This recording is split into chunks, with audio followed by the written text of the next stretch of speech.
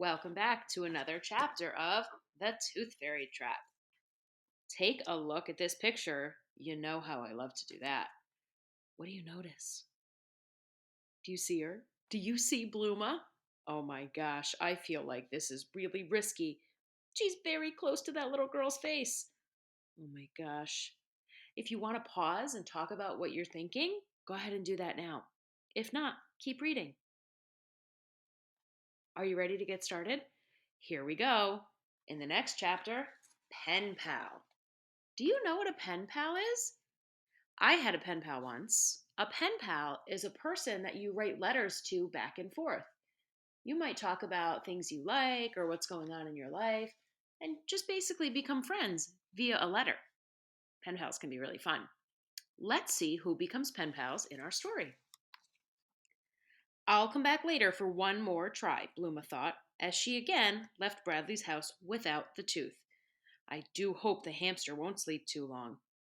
Next on her list was Kara's house. Inside the bedroom, Blooma wound up the ballerina box. She danced on Kara's nose to the familiar tune. It's a small world after all. It's a small world after all.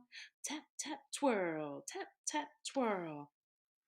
Gosh, all this music and dancing better not wake you, Blooma shouted over the music, tapping and twirling as hard as she could.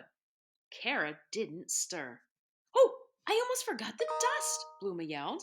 She tossed fairy dust into the air. Achoo! Whoops! Forgot to hold my breath again. She looked hopefully at Kara, but the child slept soundly. Blooma's shoulders slumped. I wish you would wake up so we can play together. Of course, the elder fairies have rules against that anyway, don't they? So many silly rules. She poked around beneath the pillow, humming along with the music box. As usual, Kara left a letter with the tooth. Blooma skipped across the page and read the words printed neatly in purple ink. Dear Blooma, how have you been?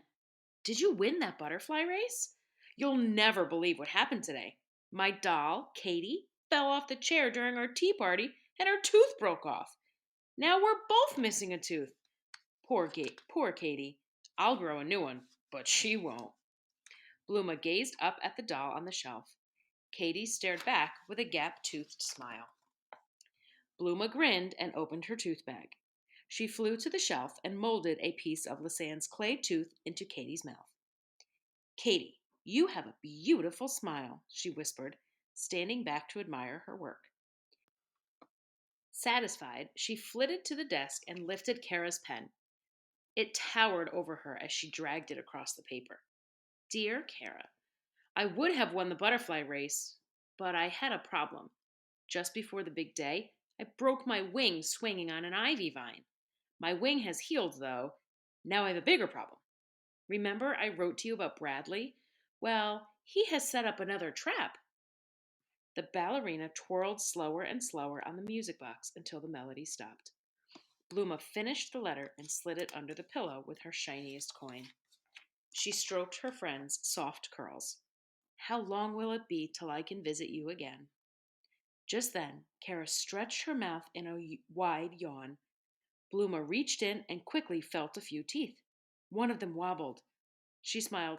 It won't be too long. Now that we've finished another chapter, think to yourself, what do you think will happen next? Do you think that Kara knows a lot about Bradley? I wonder if she's given Blooma suggestions. What are you thinking about?